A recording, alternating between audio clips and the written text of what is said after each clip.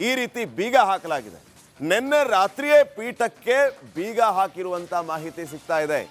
ಕಾರಣ ಒಂದು ಕಡೆ ಪೀಠಾಧ್ಯಕ್ಷರ ಬದಲಾವಣೆಯ ಚರ್ಚೆ, ಮತ್ತೊಂದು ಕಡೆ ಪೀಠಕ್ಕೆ ಬೀಗ ಹಾಕಿರೋದು. ಈ ವಿಚಾರ ಈಗ ನಾನಾ ರೀತಿಯ ಗೊಂದಲ, ಆಕ್ರೋಶ, ಚರ್ಚೆಗೆ ಕಾರಣ ಆಗ್ತಾ ಇದೆ. ಶಾಸಕ ಕಾಶಪ್ಪನವರ್ ಬೆಂಬಲಿಗರಿಂದ ಬೀಗ ಹಾಕಿರುವಂತಹ ಮಾತುಗಳು ಕೇಳುತ್ತಿದೆ. ಕೂಡಲ ಸಂಗಮ ಪೀಠದ ಸುತ್ತ ಪೊಲೀಸ್ ಬಂದೋಬಸ್ತ್ ವ್ಯವಸ್ಥೆಯನ್ನ ಮಾಡಲಾಗಿದೆ. ಬಾಗಲಕೋಟೆ ಜಿಲ್ಲೆಯ ಹುನಗುಂದದ ಕೂಡಲ ಸಂಗಮದಲ್ಲಿ ಏನು ಪಂಚಮಸಾಲಿ ಪೀಠ ಇದೆ, ಅದಕ್ಕೇನೆ ಈಗ ಬೀಗ ಹಾಕುವಂತ ಕೆಲಸ ಆಗಿದೆ.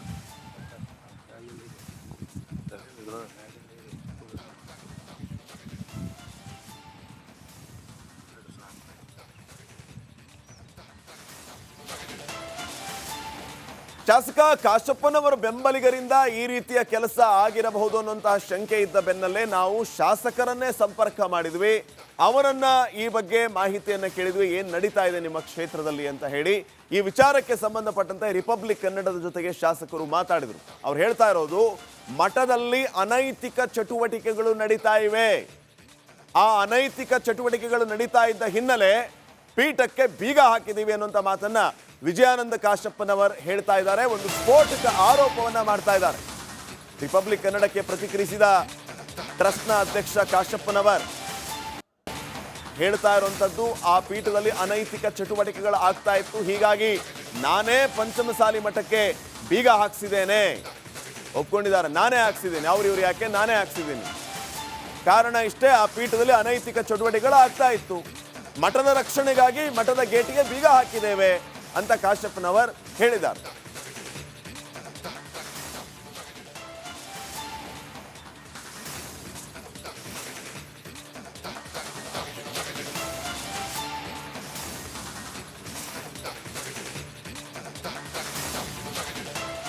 ನೋಡಿ, ಅಖಿಲ ಭಾರತ ಲಿಂಗಾಯತ ಪಂಚಮಸಾಲಿ ಟ್ರಸ್ಟ್ ಇದು ಇವತ್ತು ಕೂಡಲ ಸಂಗಮ ಪೀಠದ್ದು ಒಂದು ಟ್ರಸ್ಟಿನ ಅಡಿಯಲ್ಲಿ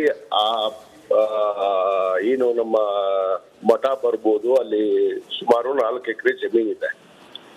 ಆ ಜಮೀನಲ್ಲಿ ಕಳೆದ ಹಲವಾರು ದಿನಗಳಿಂದ ಅಲ್ಲಿ ಯಾರು ಕೂಡ ಹೋಗದೇ ಇರೋ ಕಾರಣ ಅಲ್ಲಿ ಅನೈತಿಕ ಚಟುವಟಿಕೆಗಳು ನಡೀತಾ ಇದ್ವು ಅನ್ನೋದು ಗಮನಕ್ಕೆ ಬಂದಿತ್ತು. ಆ ಮಠದ ಆಗಲಿರ್ಲಿಲ್ಲ, ಅಲ್ಲಿ ಯಾರು ನೋಡ್ಕೊಳ್ಳೋರಿರ್ಲಿಲ್ಲ. ಇವರು ಸ್ವಾಮೀಜಿ ಕೂಡ ಯಾವಾಗ ಬರ್ತಾರೋ ಯಾವಾಗ ಹೋಗ್ತಾರೋ ಅನ್ನೋದು ಮಾಹಿತಿ ಇರಲಿಲ್ಲ. ಇವಾಗ ಟ್ರಸ್ಟಿನ ಅಧ್ಯಕ್ಷನಾಗಿ ಇವತ್ತು ನನ್ನ ಕರ್ತವ್ಯವನ್ನ ಅಲ್ಲಿ ಅನೈತಿಕ ಚಟುವಟಿಕೆಗಳಿಗೆ ಅವಕಾಶ ಮಾಡಿಕೊಡ್ಬಾರ್ದು ಅನ್ನೋ ಉದ್ದೇಶದಿಂದ ನಾವು ಬೀಗವನ್ನ ಹಾಕಿದ್ವಿ. ನಿನ್ನೆ ರಾತ್ರಿ ಯಾರೋ ದುಷ್ಕರ್ಮಿಗಳು ಸುಮಾರು 7 ಜನ 8 ಜನ ಹೋಗಿ ಬೀಗ ಮುರಿದು ಅಲ್ಲಿ ಏನೇನೋ ಹುಡುಕಕ್ ಹೋಗಿದ್ದಾರೆ, ಏನ್ ಮಾಡಕ್ ಹೋಗಿದಾರೋ ಗೊತ್ತಿಲ್ಲ. ಅದು FIR ಕೂಡ ಹುನಗುಂದ ಒಂದು ಪೊಲೀಸ್ ಸ್ಟೇಷನ್ ಅಲ್ಲಿ ದಾಖಲೆ ಆಗಿದೆ. ನಾವು FIR ಕೂಡ ಮಾಡಿದೀವಿ. ಇವಾಗ ಒಂದು ಮನೆ ಆಗಲಿ ಒಂದು ಸಂಸ್ಥೆ ಆಗಲಿ ಅದನ್ನ ರಕ್ಷಣೆ ಮಾಡುವಂಥದ್ದು ಆ ಮನೆಯ ಯಜಮಾನನ ಕರ್ತವ್ಯ, ಆ ಟ್ರಸ್ಟಿನ ಅಧ್ಯಕ್ಷನ ಕರ್ತವ್ಯ. ಆ ಕರ್ತವ್ಯವನ್ನ ನಾನು ನಿಭಾಯಿಸಿದ್ದೀನಿ. ಯಾಕಂದ್ರೆ ಅಲ್ಲಿ ಯಾರಾದ್ರೂ ನೋಡ್ಬೇಕಾದ್ರೆ ಅದು ರಕ್ಷಣೆ ಮಾಡೋದು ಬಹಳ ಮುಖ್ಯ ಅಲ್ಲ. ರಕ್ಷಣೆಯನ್ನೇ ಮಾಡಲಿಲ್ಲ ಅಂದ್ರೆ ಯಾರು ನೋಡ್ತಾರೆ? ಇವಾಗ ಅನೈತಿಕ ಚಟುವಟಿಕೆಗಳು ಅಲ್ಲಿ ನಡೀತಾ ಇತ್ತು ಅನ್ನೋದು ನನ್ನ ಗಮನಕ್ಕೆ ಬಂತು. ರಾತ್ರಿ ಎಲ್ಲ ಯಾರೋ ದುಷ್ಕರ್ಮಿಗಳು ಹೋಗಿ ಕುಡಿಯೋದು, ಅಲ್ಲಿ ಏನೇನೋ ಮಾಡೋದು, ಅಲ್ಲಿ ಹೋಗಿ ಒಂದು ಪವಿತ್ರವಾದ ಒಂದು ಸ್ಥಳದಲ್ಲಿ ಈ ರೀತಿ ಆಗಬಾರ್ದು ಅನ್ನೋದಕ್ಕೆ ಅದರ ರಕ್ಷಣೆ ಮಾಡೋದಕ್ಕೋಸ್ಕರ ನಾನು ಅಲ್ಲಿ ಗೇಟ್ ಹಾಕ್ಬಿಟ್ಟು ಬೀಗ ಹಾಕಪ್ಪ ಅಂತ ಹೇಳಿದ್ದೆ. ಅದು ಬೀಗಾನೇ ಮುರಿದಿದ್ದಾರೆ. ಅಂತ ಸಂದರ್ಭದಲ್ಲಿ ಅದು ಮಾಡಿದಾಗ ಕೂಡ ಬೀಗ ಮುರಿದಿದ್ದಾರೆ. ಅದಕ್ಕೆ ಅದನ್ನ ರಕ್ಷಣೆ ಮಾಡೋದಕ್ಕೋಸ್ಕರ ಅದನ್ನ ಹಾಕಿದ್ದು, ಬೇರೆ ಉದ್ದೇಶಗಳು ಏನೂ ಇಲ್ಲ. ವಿಜಯಾನಂದ ಕಾಶಪ್ಪನವರವರೇ, ನಿಮ್ಮ ಹಾಗೂ ಸ್ವಾಮೀಜಿಯ ನಡುವೆ ಸೌಹಾರ್ದಯುತವಾದ ಸಂಬಂಧ ಇದೆಯಾ? ಇದಕ್ಕೆ ಸ್ವಾಮೀಜಿ ಏನ್ ಹೇಳ್ತಾರೆ? ಈ ಎಲ್ಲ ಪ್ರಶ್ನೆಗಳು ಎದ್ದಿವೆ ಈಗ. ನೋಡಿ, ಆ ವಿಚಾರನ ನಾನು ಸಮಾಜದ ವೇದಿಕೆಯಲ್ಲಿ ಮಾತಾಡ್ತೀನಿ. ಅದನ್ನು ತಮ್ಮ ಮುಂದೆ ಹಂಚ್ಕೊಳ್ಳುವಂಥದ್ದು ಏನು ಅವಶ್ಯಕತೆ ಇಲ್ಲ. ಯಾಕಂದ್ರೆ ಇದು ನಡೆದಿದ್ದು ಅದು ಸತ್ಯ. ಅದಕ್ಕೆ ಕೆಲವಷ್ಟು ಹಿರಿಯರು ಮಾತಾಡ್ತೀನಿ ಅಂತ ಹೇಳಿದ್ರು, ಅವ್ರು ಯಾರು ಮಾತಾಡಿಲ್ಲ ನಮ್ಮ ಜೊತೆಗೆ ವಾಪಸ್ಸು. ಇವಾಗ ಒಂದು ಸಂಸ್ಥೆ ಆದ್ಮೇಲೆ, ಸಂಸ್ಥೆ ಅಧ್ಯಕ್ಷನಾದ ಮೇಲೆ ಆ ಸಂಸ್ಥೆದ ಪ್ರಾಪರ್ಟಿ ಇರ್ಬೋದು, ವಸ್ತುಗಳಿರ್ಬೋದು, ಅದು ರಕ್ಷಣೆ ಮಾಡುವಂತದ್ದು ನನ್ನ ಕರ್ತವ್ಯ. ಆ ಕೆಲಸವನ್ನ ಮಾಡ್ತಾ ಇದ್ದೀನಿ ನಾನು ಅಷ್ಟೇ. ಸ್ವಾಮೀಜಿ ಏನ್ ಹೇಳ್ತಾರೆ ಅದಕ್ಕೆ ನೀವು ಪ್ರಶ್ನೆ ಮಾಡಿದಾಗ? ಅವ್ರು ಏನ್ ಹೇಳ್ತಾರೆ? ಅಲ್ಲ, ನನಗೆ ಸ್ವಾಮೀಜಿಗೆ ಕಳೆದ 1 ವರ್ಷದಿಂದ ನನ್ನ ಸಂಪರ್ಕದಲ್ಲಿ ಇಲ್ಲ. ನಾನು ನಿಮಗೆ ಬಹಳ ಸ್ಪಷ್ಟವಾಗಿ ಹೇಳ್ಬಿಟ್ಟಿದ್ದೀನಿ ಅವ್ರ ಬಗ್ಗೆ. ನಾನು ಅವ್ರ ಬಗ್ಗೆ ಏನು ಮಾತಾಡಕ್ ಹೋಗೋದಿಲ್ಲ. ಅದಕ್ಕೆ ಜನ ನಿರ್ಧಾರ ಮಾಡ್ತಾರೆ. ಸತ್ಯಾಸತ್ಯತೆ ಹೊರಗಡೆ ಬರ್ತಾವೆ, ಯಾವ ಮುಚ್ಚಿಡಕ್ ಆಗೋದಿಲ್ಲ ಈಗಿನ ಜಗತ್ತಲ್ಲಿ. ಎಲ್ಲ ಕೂಡ ಬರುತ್ತೆ. ಆ ಬರೋವರೆಗೂ ಸಮಯ ಇದೆ, ನಮಗೂ ಕೂಡ ಇದೆ, ಅವ್ರಿಗೂ ಇದೆ. ಓಕೆ, ನೋಡೋಣ, ಅದು ಮುಂದೆ ಕಾಲನೇ. ಇದಕ್ಕೆ ಜಯಮೃತ್ಯುಂಜಯ ಸ್ವಾಮೀಜಿಗಳು ಏನು ಹೇಳ್ತಾರೆ ಅನ್ನೋಂಥದ್ದು ಮುಖ್ಯ ಆಗುತ್ತೆ. ಅವ್ರು ಹೇಳ್ತಾ ಇರೋದು, ನನ್ನ ಏಳಿಗೆ ಸಹಿಸದೆ ಕೆಲವರಿಂದ ಈ ರೀತಿಯ ಷಡ್ಯಂತ್ರಗಳಾಗ್ತಾ ಇದೆ, ಶೀಘ್ರವೇ ಸೂಕ್ತ ನಿರ್ಧಾರವನ್ನ ಕೈಗೊಳ್ಳುತ್ತೇವೆ ಅಂತ ರಿಪಬ್ಲಿಕ್ ಕನ್ನಡಕ್ಕೆ ಜಯಮೃತ್ಯುಂಜಯ ಶ್ರೀಗಳು ಹೇಳಿಕೆಯನ್ನು ನೀಡಿದ್ದಾರೆ. ಏನು ಹೇಳಿದ್ದಾರೆ ಬನ್ನಿ ಕೇಳೋಣ. ಅವ್ರು ಹೇಳ್ತಾ ಇರೋದು ಏನಂತಂದ್ರೆ, ಶೀಘ್ರವೇ ಈ ಬಗ್ಗೆ ಸೂಕ್ತ ನಿರ್ಧಾರವನ್ನ ಕೈಗೊಳ್ತೀನಿ ಅಂತ ಹೇಳಿದ್ದಾರೆ. ಇದರ ಜೊತೆಗೆ ನನ್ನ ವಿರುದ್ಧ ಕೆಲವರು ಷಡ್ಯಂತ್ರ ಮಾಡ್ತಾ ಇದ್ದಾರೆ, ನನ್ನ ಏಳಿಗೆಯನ್ನು ಸಹಿಸದೆ ಈ ರೀತಿಯ ಷಡ್ಯಂತ್ರಗಳಾಗ್ತಾ ಇದೆ, ಹೀಗಾಗಿ ಶೀಘ್ರವೇ ಸೂಕ್ತ ನಿರ್ಧಾರವನ್ನ ತೆಗೆದುಕೊಳ್ಳುತ್ತೇನೆ ಅಂತ ಹೇಳಿ ರಿಪಬ್ಲಿಕ್ ಕನ್ನಡಕ್ಕೆ ಜಯಮೃತ್ಯುಂಜಯ ಶ್ರೀಗಳು ರಿಯಾಕ್ಟ್ ಮಾಡಿದ್ದಾರೆ.